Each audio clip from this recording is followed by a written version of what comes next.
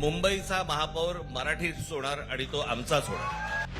मुंबईचा महापौर महायुतीचा आणि तो मराठीच असेल याबद्दल शंका निर्माण करण्याचं कारणच नाही. मुंबईचा महापौर मराठीचा असणार हे ठाकरे आणि महायुतीनं ठासून सांगितलंय. त्यासाठी त्यांची जोरदार तयारी सुरू झाली आहे. परिणामी मुंबई महापालिकेच्या निवडणुकीत आता रंग भरायला सुरुवात झाली आहे.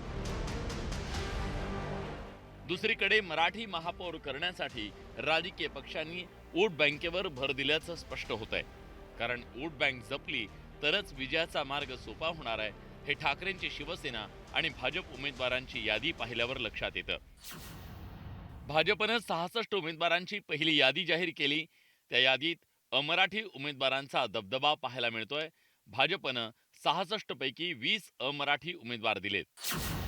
जितेंद्र पटेल, राणी त्रिवेदी, जिग्ना शहा, शिवकुमार झा, स्वाती जयस्वाल, सिद्धार्थ शर्मा, विनोद मिश्रा, तेजिंदर सिंग तिवाना, संदीप पटेल, सुधा सिंग, ममता यादव, हेतल गाला, नील सोमय्या, चंदन शर्मा, साक्षी कनोजिया, रवी राजा आणि आकाश पुरोहित या अमराठींना भाजपनं निवडणुकीच्या मैदानात उतरवलंय.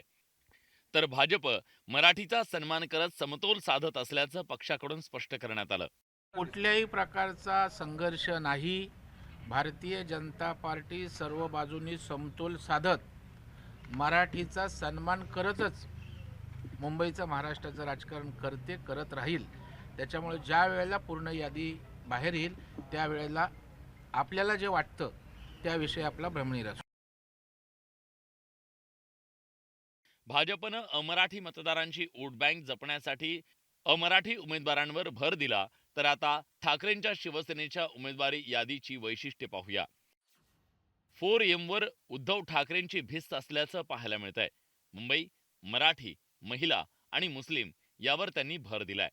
40 महिलांना ठाकरेंच्या शिवसेनेनं उमेदवारी दिली आहे. मुंबईच्या रणांगणात 6 मुस्लिम उमेदवार उतरवण्यात आलेत. त्यातही 6 महिला उमेदवार आहेत. उमेदवारी यादीत असलेला मराठीचा ठसा आणि बहुसंख्य नसलेला महिला उमेदवार यशस्वी ठरतील असा विश्वास ठाकरेंच्या शिवसेनेला वाटतोय.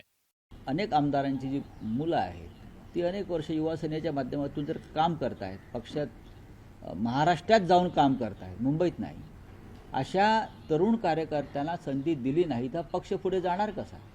मी तरुणांची संघटना जेव्हा मानतो तेव्हा आता आमच्या पिढीनं मागे राहिलं पाहिजे आणि तरुणांना संधी दिली पाहिजे. 10 ते 12 अमराठी उमेदवारांना 20 उमेदवार अमराठी आहेत.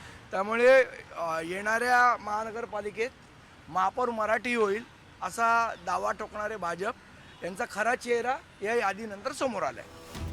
ठाकरेंची शिवसेना आणि भाजपनं त्यांची वोट बँक जपण्यासाठी शिकस्त केल्याचं पाहायला मिळतंय.